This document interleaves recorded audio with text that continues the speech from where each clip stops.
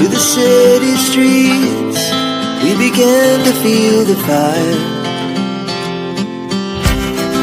We rise like tall buildings as the chemicals that take us higher. The night's young. Assalamualaikum everyone, welcome and welcome back to my channel Design by Mezzabeen. So today in this video I am going to sharing with you this beautiful gown dress designing. So इस dress की designing आप कैसे कर सकते हैं और बहुत ही आसानी से बना सकते हैं। इसके लिए कौन सा फैब्रिक यूज़ हुआ और कितने मीटर फैब्रिक हमने यूज़ किए, तो सब मैं डिटेल शेयर करूँगी इस वीडियो में। तो वीडियो को आपने पूरा लास्ट तक देखना है और इस वीडियो को बिल्कुल भी कहीं से स्किप नहीं करना है। और इस ड्रेस की डिज़ाइनिंग आप आसानी से घर पर कर सकते हैं और एकदम पार्टी वेयर ड्रेस है ये। फाइनली मैंने अपने बर्थडे पे बनाया था, काफ़ी टाइम से मैंने इंस्टाग्राम पे देख रखा था और ये ड्रेस डिज़ाइन काफ़ी ज़्यादा ट्रेंड में भी था। तो चलिए इस ड्रेस की डिज़ाइनिंग करते हैं। आप वीडियो को कहीं से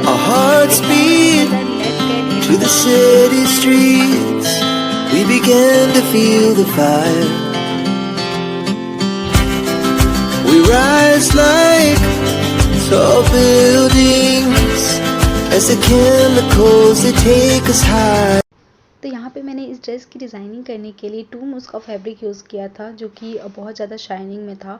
तो जो भी आप फैब्रिक यूज़ करते हैं तो मेक श्योर कि वो फैब्रिक थोड़ा सा शाइनी हो, ताकि आपको ड्रेस का बहुत ही खूबसूरत सा लुक आ सके। तो आप चाहे तो इसकी जगह सैटन का फैब्रिक यूज़ कर सकते हो और इस फैब्रिक का नाम 2 मूज़ फैब्रिक है और इसको मैंने 7.5 मीटर यूज़ किया था। इसमें हमारा पूरा कंप्लीट गाउन रेडी हो गया था। तो इसके साथ साथ मैंने ना टॉप की पार्ट में लाइनिंग दी थी, यानी कि अस्तर लगाया था। तो आप चाहे तो स्किप भी कर सकते हैं, बट अस्तर लगाने से ज़्यादा बेटर रहता है और आई वुड सजेस्ट कि आप ज़रूर से अस्तर लगाना। तो इस तरीके से कॉटन का मैंने 1/2 मीटर फैब्रिक परचेज़ किया था।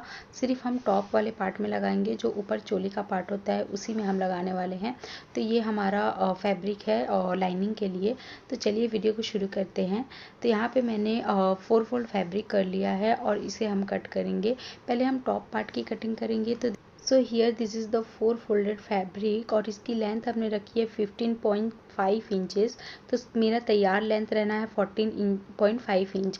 तो उसमें मैंने 1 इंच ऐड कर दिया है। 1/2 इंच मैंने नीचे स्टिचिंग में जाएगा और 1/2 इंच हमारा शोल्डर में जाएगा।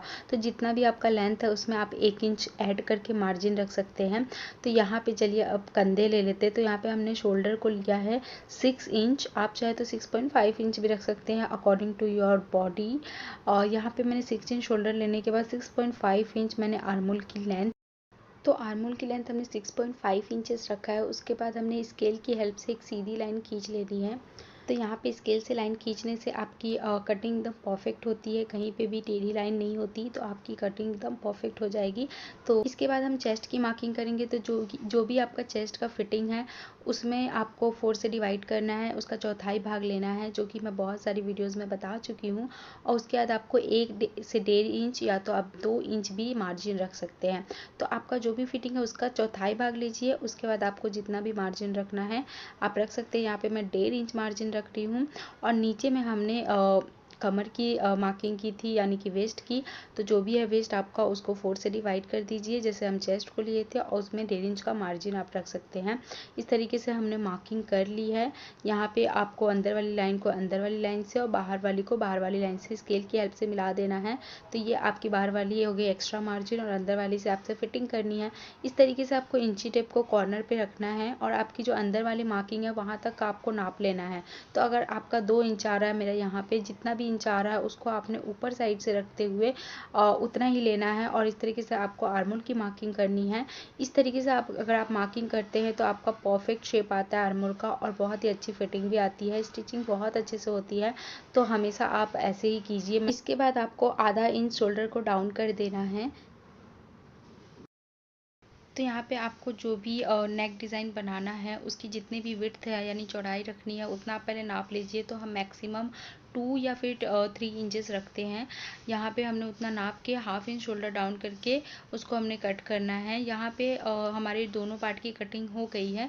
इसको हमने अंदर वाली जो हमारी पार्ट है वो हमारा बैक पार्ट होगा और जिस पे हमने मार्किंग की है वो हमारा फ्रंट पार्ट होगा। तो उसमें हमने आधा इंच से गहराई देना है आर्मोल में। तो इस तरीके से आपको लिख लेना है कि बैक पार्ट कौन सा है और फ्रंट पार्ट कौन सा है, सो दैट आपको स्टिचिंग करते टाइम कोई कंफ्यूजन ना हो। और शोल्डर को भी हमने 1/2 इंच से डाउन कर दिया है, ये देख सकते हैं जैसा मैंने वीडियो में दिखाया है। और आपने यहाँ पे अब हम गले की कटिंग करेंगे। तो यहाँ पे मैंने फ्यूजिंग पेपर लिया है। If you want you can also use buckram. तो यहाँ पे फ्यूजिंग पेपर में हमने 2.5 इंच का चौड़ाई लिया है, और लेंथ आपको जितना भी अपने नेक का रखना है आप ले सकते हैं अपने अकॉर्डिंग। यहाँ पे मैंने 6.5 इंच फ्रंट का लेंथ रखा था, और बैक का हमने रखा था 7 इंचेस। तो हमने यहाँ पे लेंथ लेने के बाद ऊपर से हमने 2.5 इंच की मार्किंग की थी, तो नीचे से हम 2 इंचेस की मार्किंग करेंगे। तो जब भी आप स्क्वायर शेप का गला बनाते हैं तो आपको ऐसे ही मार्किंग करनी है। जो ऊपर की विड्थ रहती है, चौड़ाई, वो ज़्यादा रहती है 1/2 इंच, और नीचे से हम 1/2 इंच कम करते हैं, तो आपका परफेक्ट स्क्वायर शेप का गला बन जाता है। तो इस तरीके से मैंने 1 इंच का मार्जिन देके एक और निशान लगा लिया है, और अंदर वाली लाइन को कटिंग करके और फिर बाहर वाली लाइन को हमने कट कर दिया। तो इस तरीके से हमारा नेक कट हो गया है। तो इसी तरीके से मैंने बैक पार्ट की भी कटिंग कर ली है। बैक पार्ट का मैंने थोड़ा सा लेंथ 1 इंच ज़्यादा रखा था। तो यहाँ पे हमने दोनों की कटिंग करने के बाद यहाँ पे मैंने अस्तर की भी कटिंग कर ली थी। हमने मेन फैब्रिक पे ही अस्तर को रख के हमने कट कर लिया था एज इट इज़। तो यहाँ पे मैंने बैक वाले नेक को लिया है, और बैक वाले पार्ट पे ही हमने इसको रखना है। और ध्यान रहे कि यहाँ पे मैंने अस्तर पे रखा है, मेन फैब्रिक अभी हमने नहीं यूज़ किया है।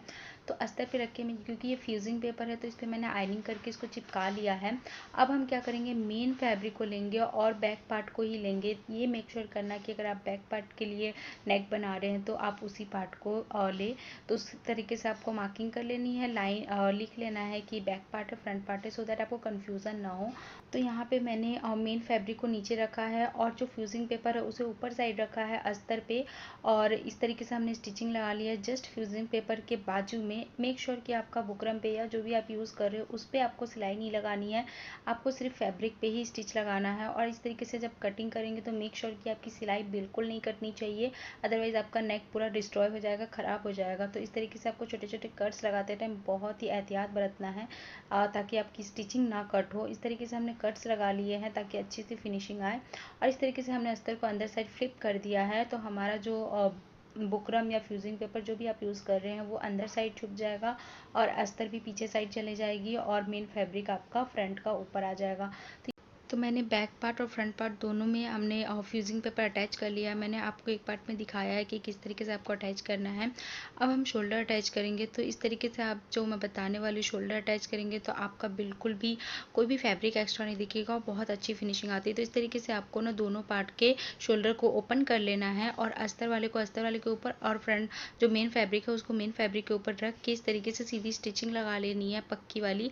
सिलाई लगाने के बाद आप इस तरीके से फ्लिप करेंगे तो अंदर की साइड चला जाएगा फैब्रिक, और देखिए इस तरीके से बहुत अच्छी फिनिशिंग आती है। तो ये देखिए इस तरीके से आपको हमेशा शोल्डर अटैच करना है, अगर अस्तर वाला है तो यहाँ पे हमने इस शोल्डर को अटैच कर दिया है। अब हम उस पर जो हमने फ्रंट पार्ट पे वेस्ट के पास जो हमने डिज़ाइनिंग की थी उसकी मैं आपके साथ डिटेल शेयर करने जा रही हूँ। तो वीडियो में आगे बढ़ने से पहले प्लीज़ वीडियो को लाइक करके चैनल को सब्सक्राइब कर देना, और बेल आइकन को प्रेस कर देना ताकि आने वाली हर एक वीडियो की नोटिफिकेशन आप तक पहुँच पाए। तो ये जो हमने पट्टी बनाया था इसकी विड्थ हमने रखी थी 9 इंचेस, और लेंथ रखी थी हमने जितना भी आपका वेस्ट है। यहाँ पे वेस्ट को मेज़र करने के बाद हमारा 16 इंचेस आया था, तो उतना ही मैंने लेंथ रखा है। बट जो चौड़ाई है ना गाइज, आप 10 या 12 इंचेस रखना, ताकि एक्स्ट्रा फैब्रिक हो तो आप बाद में कट कर लेना, बट फैब्रिक कम नहीं पड़ना चाहिए। यहाँ पे मुझे 1-2 और प्लेट्स चाहिए था, बट मेरे पास फैब्रिक कम पड़ गया था क्योंकि मैंने 9 इंचेस का ही कट किया था। तो ये गलती आप मत करना। और इस तरीके से हमने एक सिलाई लगा दी है फोल्ड करके, और उसके ऊपर से ना आपको इस तरीके से प्लेट्स डाल डाल के स्टिचिंग कर लेना है। ये देखिए मैं जैसा वीडियो में बता, तो इसमें हमने प्लेट्स डालने हैं जैसे हम सलवार में अक्सर डालते हैं वैसे ही डालना है। वीडियो को ध्यान से देखना। तो एक हमने नॉर्मल सिलाई लगा ली है फैब्रिक को फोल्ड करके। अब इस तरीके से ना 1-1 इंच का फैब्रिक पकड़ते हुए हमने उसको इस तरीके से रख के स्टिचेस लगानी है। तो यहाँ पे आप ना कोशिश करना कि आप 12 या 13 इंच का ये इसकी विड्थ रखना, और लेंथ इसकी जो चौड़ाई है आप उसको कमर जितनी है उतनी रख सकते हैं, और इसकी ऊंचाई जो है आपको वो 12 या 13 इंच रखना है, सो दैट अगर कम भी पड़ेगा तो आपको पूरा फैब्रिक रहेगा आपके पास, और आप चाहे तो इसमें एक्स्ट्रा है तो आप कट भी कर सकते हैं। मैंने सिर्फ 9 इंच काटा था जिसकी वजह से मुझे एक और प्लेट्स डालना था, बट मैं नहीं डाल पाई। यहाँ पे इसी तरीके से मैंने सारे प्लेट्स डाल दिए थे, और ये डिज़ाइन काफ़ी ज़्यादा इस गाउन को इन्हेंस कर रहा था। गाइस मैंने इसमें जो स्लीव्स बनाया था इस गाउन में, उसकी वीडियो मैं पार्ट 2 में डालूंगी, तो प्लीज़ इस वीडियो को भी लाइक करना, चैनल को सब्सक्राइब कर देना, और पार्ट 2 के लिए ज़रूर वेट करना। मैं डेफिनेटली डालूंगी। इसकी स्लीव्स काफ़ी ज़्यादा खूबसूरत और डिफरेंट मैंने बनाई थी। तो आप पार्ट 2 के लिए वेट करना। यहाँ पे मैंने इस वीडियो में स्लीव्स की डिज़ाइन नहीं डाली क्योंकि ऑलरेडी वीडियो की लेंथ बहुत ज़्यादा हो गई थी, तो इसलिए मैं उसको पार्ट 2 में अपलोड करने वाली हूँ। यहाँ पे देखिए मैंने इसको प्लीट्स डाल के कंप्लीट कर लिया है, तो इस तरीके से आपको भी कर लेना है। और नीचे मैंने आपको आधा इंच के करीब कपड़ा छोड़ना है सो दैट हम उसे कमर के साथ अटैच कर सके मेन फैब्रिक में। ये देखिए यहाँ पे हमें स्टिच लगा लेना है, तो इस तरीके से आपको स्टिचेस लगा लेनी है। तो जो हमने आधा इंच के करीब फैब्रिक को छोड़ा था उसको हमने मेन फैब्रिक पे नीचे साइड रखा और इस तरीके से हमने स्टिच लगा लिया एक। फिर हमने एक एक प्लीट्स के अंदर सेपरेट सेपरेट हमने स्टिच लगाई है। आपको इस तरीके से सिलाई लगानी है कि आपकी सिलाई दिखे भी ना और ये जो प्लीट्स है एक जगह स्टेबल हो जाए, सो दैट आप कभी भी इसको वियर करें तो वो जो प्लीट्स है वो उभरे ना और इधर उधर ना हो। तो इसके लिए बहुत इंपॉर्टेंट टिप है ये कि आप ज़रूर स्टिचेस लगाएं। मेक श्योर कि आपकी सिलाई अंदर साइड होनी चाहिए, दिखनी बिल्कुल भी नहीं चाहिए।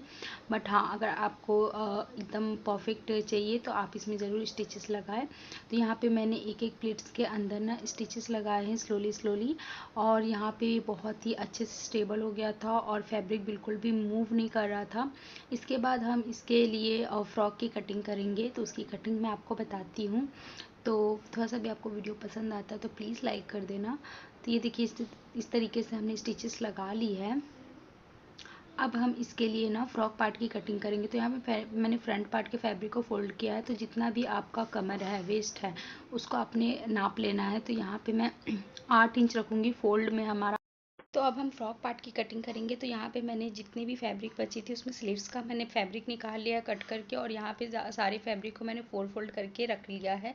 तो इस तरीके से यहाँ पे आपको एक ऐसा कॉर्नर चूज़ करना है जिसका एक साइड फोल्डेड हो और एक साइड ओपन हो, और इस तरीके से इंची टेप को रखना है। और जितना भी आपका कमर है, वेस्ट है, उसको 4 से डिवाइड करना है। तो मेरा कमर था 28 इंच, उसको मैंने 4 से डिवाइड किया तो 7 इंच आ रहा था, और 7 इंच में मैंने 3 इंच ऐड करके 10 इंच लिया था, और 10 इंच का हमने मार्क कर लिया था कॉर्नर पे इंची टेप को रख के। फिर उसके बाद हमने एक कॉर्नर से लेके उस मार्क तक के नापा तो हमारा 8 इंच आ रहा था। तो 8 इंच लेते हुए इस तरीके से आपको गोलाई देना है।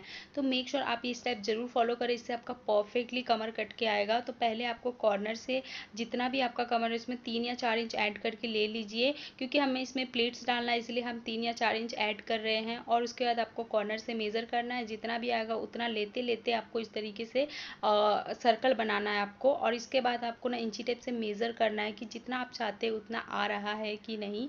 तो यहाँ पे जब हम मेज़र करेंगे ना तो हमारा परफेक्टली वो 10 इंचेस आएगा। तो इस तरीके से आपको मेज़र करने के बाद इसको अच्छे से निशान पक्का कर लेना है, और उसके बाद वहीं पे इंची टेप रखते हुए जितनी भी आपको लेंथ लेनी है आप ले सकते हैं। तो मेक श्योर कि ये 4 फोल्डेड फैब्रिक हो। यहाँ पे देखिए मैंने निशान लगाने के बाद वहीं पे इंची टेप को रखा है, और जितना भी आपको लेंथ लेना है ले लीजिए। एक साइड तो आपका प्रॉपर पूरा लेंथ आएगा, बट एक साइड आपका जॉइंट पड़ेगा, क्योंकि मेरे भी फैब्रिक में जॉइंट पड़ा था। तो इस तरीके से आपको इंची टेप को रखना है और जितनी भी लेंथ ले लेनी है। तो ये इसकी विड्थ ना जो नॉर्मली कपड़े की रहती है 42-43 इंच रहती है, मैक्सिमम 45 जाती है, बट इसकी भी उतनी ही विड्थ थी। तो हमारा जॉइंट तो पड़ेगा ही पड़ेगा, और ये जॉइंट सेंटर में पड़ा था, फ्रंट और बैक दोनों पार्ट के बीच में। तो इस तरीके से आपको कट कर लेना है, जितना आपने मार्क करना है, जहाँ तक आपका लेंथ आ रहा है उतना आपको मार्क करके कट कर लेना है। और जहाँ तक आपका लेंथ नहीं आ रहा है वहाँ पे हम जॉइंट करेंगे। तो उधर का जो फैब्रिक आप देख रहे हैं जो हमने कट किया है, वो जो बचा है उसी को हमने इस साइड पे रख के, और हम एक्स्ट्रा जो हमारा जॉइंट पड़ेगा उसको नाप के हमने कटिंग करनी है। अभी कमर की कटिंग नहीं करनी है। उधर का जो फैब्रिक जो हमारा बचा था उसको मैंने इस साइड वाले फैब्रिक पे चढ़ा के, और ये भी 4 फोल्डेड है, और जो फोल्ड साइड है मैंने उसको फोल्ड साइड में रखा है, और जो ओपन है वो ओपन साइड रखा है, और 4 फोल्डेड फैब्रिक ही रहना चाहिए। और इस तरीके से मैंने ना वो कमर से जितना आपका लंबाई उतना निशान लगाते हुए देखिए इस तरीके से हमने कट कर लिया है। और ऊपर हमने जो वेस्ट का टिक लगाया था 10 इंच, उसको भी कट कर लिया है। तो पहले आपको ना ये पूरा फ्रॉक का कंप्लीट कटिंग करना है, फिर आपको कमर की कटिंग कर लेनी है जो हमने मार्क किया था। और ये देखिए इस तरीके से आपका प्रॉपर फ्रॉक कट हो जाएगा। तो आई होप आपको वीडियो में समझ में आ रहा होगा। चलिए अब हम जॉइंट करते हैं। तो यहाँ पे जो हमारा जॉइंट पड़ा था फ्रॉक के नीचे वाले पार्ट में, उसको हमने इस तरीके से सीधे भाग को सीधे से मिलाते हुए कट कर लेना है, और सॉरी स्टिच कर लेना है। यहाँ पे हमने इसको अच्छे से मिलाते हुए आधा इंच का करीब कपड़ा पकड़ के स्टिचिंग लगा लें। तो इस तरीके से आपको सीधे वाले भाग को सीधे वाले भाग से मिलाते हुए इस तरीके से स्टिचिंग लगा लेनी है, और ये स्टिचिंग सेंटर में पड़ा था। इसके बाद आपका फ्रॉक पूरा कंप्लीट हो जाएगा ये स्टिचिंग लाने के बाद। इसके बाद ये देखिए हमने इसके ऊपर भी एक सिलाई लगा दी है सो दैट अच्छे से वो फिनिशिंग आ जाए। इसके बाद हमने इसके वेट्स पे हमने प्लीट्स डालने हैं, तो वो कैसे डालना है मैं आपको बताती हूँ। तो ये जो हमने वेस्ट काटा था वो 10 इंचेस हमने नापा था, 4 फोल्ड था, तो उसमें हमारा 2 पार्ट निकला था और 2 पार्ट में से जब हमने एक पार्ट को ओपन किया तो ये 20 इंचेस आया, 10 का डबल हो गया। और उसका सेंटर हमने मार्क करना है और उसके बाद दोनों साइड से 1-1 इंच के करीब कपड़ा उठाते हुए आपको प्लीट्स डालना है। तो पहले आप इसको पिन अप कर लीजिए सो दैट ये मूव ना करे और इस पर आप एक कच्ची सिलाई लगाने के बाद इसकी फाइनल स्टिचिंग करेंगे। तो इस तरीके से देख रहे हैं वीडियो में, बिल्कुल वैसे ही आपको दोनों साइड से आधा आधा 1-1 इंच के करीब कपड़ा उठाना है और आपको एक एक प्लीट्स डाल के इसमें पिन अप कर लेना है। और इसी तरीके से मैंने एक लेफ्ट में और एक राइट में प्लीट्स डाले थे, तो बिल्कुल आपको ऐसे ही डालना है और आपको एडजस्ट कर लेना है। जितना भी आपके पास एक्स्ट्रा फैब्रिक है उसको आपने इस तरीके से प्लीट्स डाल लेना है। आपको कैसे मेज़र करना है, आपका जो भी वेस्ट है उसको आपने देखना है। हमारा यहाँ पे हमें तैयार कमर चाहिए था 14 इंच, उसमें हमने देखना है कि वो 15 या 15.5 इंच आना चाहिए। आधा इंच हम मार्जिन सिलाई के लिए रखेंगे।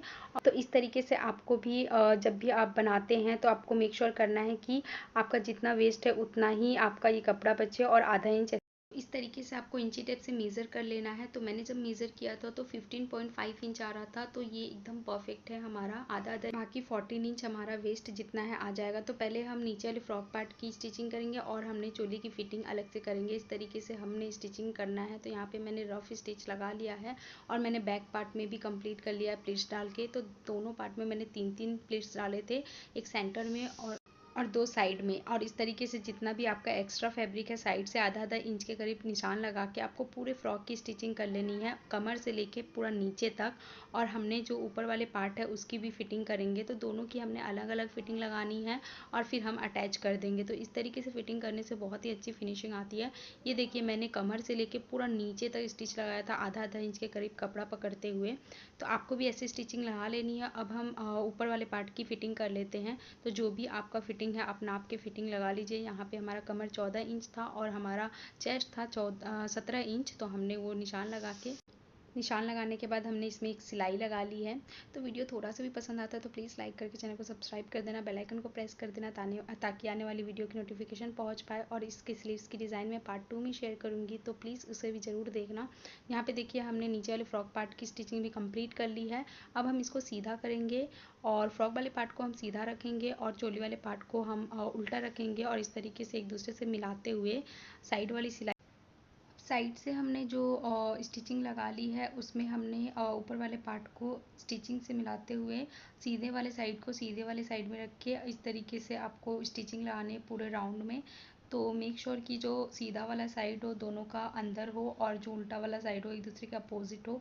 यहाँ पे ये देखिए इस तरीके से आपको स्टिचिंग लगा लेनी है। तो पिन अप कर लीजिए सो दैट आपको ईजी हो स्टिचिंग लगाने में। और इस तरीके से आप जब भी चोली को फ्रॉक से अटैच करते हैं तो आपकी फिनिशिंग बहुत अच्छी आती है और फिटिंग भी। तो यहाँ पे हमने इसमें स्टिचिंग लगा लेंगे। तो आप भी कभी अगर फ्रॉक बनाते हैं तो इसी तरीके से स्टिचिंग लगाइए। आप चोली वाले पार्ट की अलग से फिटिंग दीजिए और फ्रॉक वाले पार्ट की अलग से स्टिचिंग करके फिर दोनों को अटैच कीजिए, तो इससे बहुत अच्छी फिनिशिंग और फिटिंग आती है। यहाँ पे देखिए मैंने स्टिचिंग लगा ली है। अब हम इसे सीधा करेंगे। तो आप प्लीट्स देखना इतनी खूबसूरत बन के आई थी और ये डिज़ाइन बहुत ही ज़्यादा इन्हेंस कर रहा था इस गाउन को। ये कुछ नया डिज़ाइन था तो मुझे तो बहुत पसंद आया। आप भी ज़रूर ट्राई करना। ये वेस्ट पे जो कमर पे हमने डिज़ाइन डाली थी ये भी काफ़ी ज़्यादा खूबसूरत लग रही थी। अब नीचे में ना हमने पूरा पीको कर देना है फ्रॉक के। तो आप चाहे तो इसे मोड़ भी सकते हैं पर पीको करने से बहुत ही अच्छा लुक आता है। थोड़ा सा फैब्रिक मुड़ता है तो बहुत खूबसूरत दिखता है गाउन। तो यहाँ पे मैंने पूरा पीको कर लिया था। होप्स आपको वीडियो पसंद आया। वीडियो पसंद आया तो लाइक कर देना और स्लीव्स की डिज़ाइन मैं पार्ट 2 में शेयर करूँगी। जब तक के लिए टेक केयर, बाय, दुआ में याद रखिएगा।